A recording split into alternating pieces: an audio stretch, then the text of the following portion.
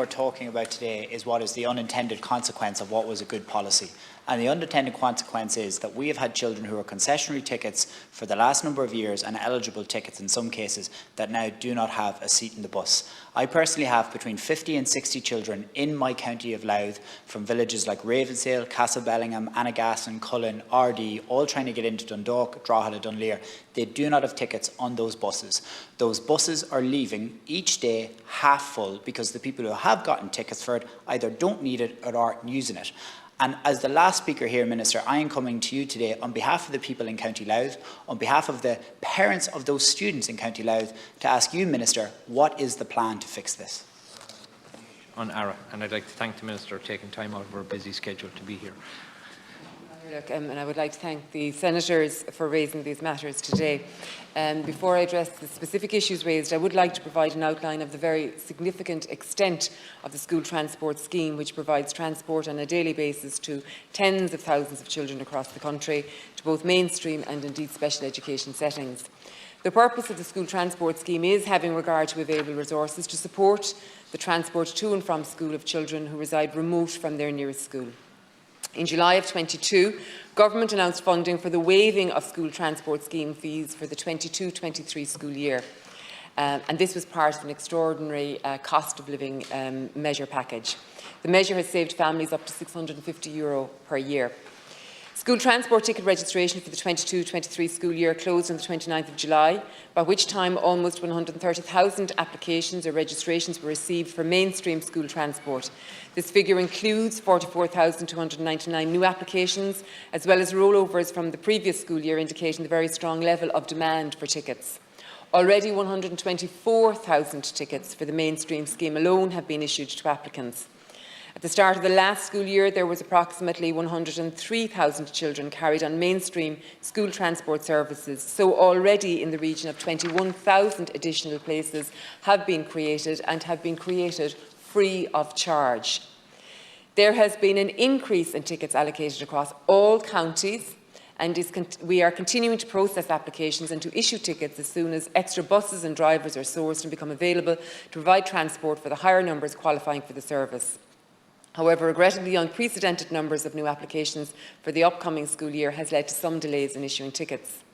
The normal eligibility criteria of the scheme still applies, and tickets continue to be allocated in line with this criteria. Pupils at primary level are eligible where they live no less than 3.2 kilometres from their nearest primary school, and at post-primary level, students who live no less than 4.8 kilometres from and are attending their nearest or next nearest post-primary school are eligible.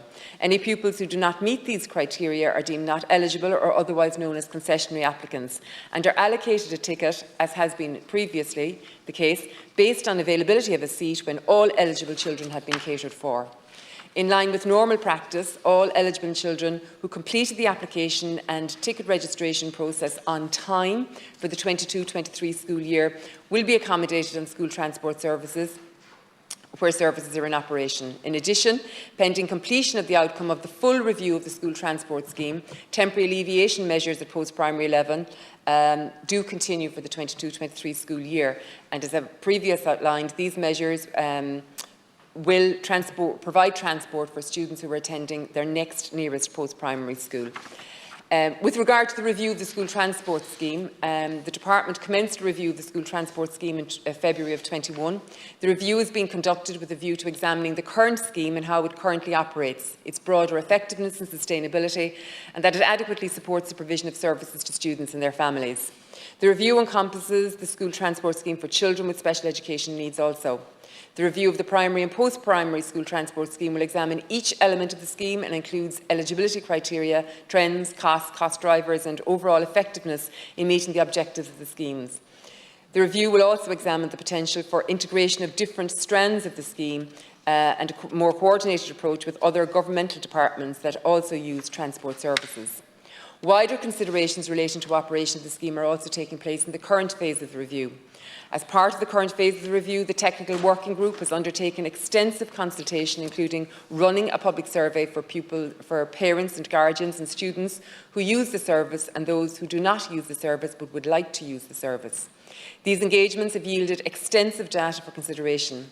The group has also consulted with a broad array of stakeholders, including schools, special education interest groups, industry representatives and other government departments. While work on the review was impacted somewhat by the challenges of the pandemic and the impact of the current conflict in Ukraine, it is anticipated that the final phases of the review will be completed shortly, with recommendations on the future operation of the Department's school transport scheme. The steering group will continue to report to me on an interim basis as regards the progress of the review. Thank you. Minister, all previous eligible criteria... Like 30 seconds if you can. Okay. All previous eligibility in normal years, the eligibility criteria, Minister, should go out the window. And it should go out the window because we've opened the floodgates to every single child in the country to avail of free transport. So because we have done that, you cannot then maintain the same eligible criteria, because we have literally told every child in this country we're going to give you free transport, and we didn't even bother preparing to get extra buses or anything like that. It's not unprecedented demand. When we decided to make free transport back in June or July, when that decision was made at Cabinet, we should have said, geez, we better get better bus drivers, we better get some more buses before we go ahead and give free transport. That's clear and obvious. So we cannot go by the same rules, we cannot go by the same eligibility criteria, and we cannot say we're going to give free transport to everyone in the country and then say, sorry, we've no buses. What's the plan? Thank you, Senators. I do want to be clear from the outset that it's important to note that when the announcement was made, it was made in relation to those who avail of the school transport system and are eligible for it. There was no change of criteria in that respect. It was made very clear for those who were eligible for the school transport scheme. So there was no change in relation to that. I think it is significant to note the numbers that this time last year we had 103,000 tickets issued and students availing of it. At this point, we have 124,000 availing of the school transport system and availing of it free of charge. So it has been a considerable cost of living measure for many families, for many of them up to €650. Certainly, I referenced the review because it was specifically referenced in the questions that were put to me as part of the commencement, and that the review is ongoing and the review is charged with looking at eligibility. So there may well be an opportunity going forward to change eligibility, but there was no announcement as regards changed eligibility, Senators, in relation to this particular announcement. I don't for 1 minute underestimate any of the difficulties for families in terms of accessing the school transport system. It is for that reason that I did initiate the review in the first instance. Where there are specific challenges, we continue to work through the challenges that are there, and I think it is fair to say that there have been challenges in terms of additional buses and additional drivers, but again, excellent work is ongoing there, and those who are eligible are being catered for, and where there is scope to do otherwise, as we have seen previously, where there is additional capacity as a consequence of eligibles being catered for, and that will continue going forward, then there will be provision made going forward as well. And I continue to look at every possible avenue that we have here. We continue to look at resources, indeed including discussions with the Minister, Michael McGrath, in relation to it going forward. But I do think it is a significant achievement that we do have 124,000 young people who are availing of free transport at this point. And I just very specifically want to reference a question that was raised in terms of special education. There should be no issue there. And I would appreciate that you might, Senator, share the details of that case with me, because there should not be an issue when it comes to special education. Thank you.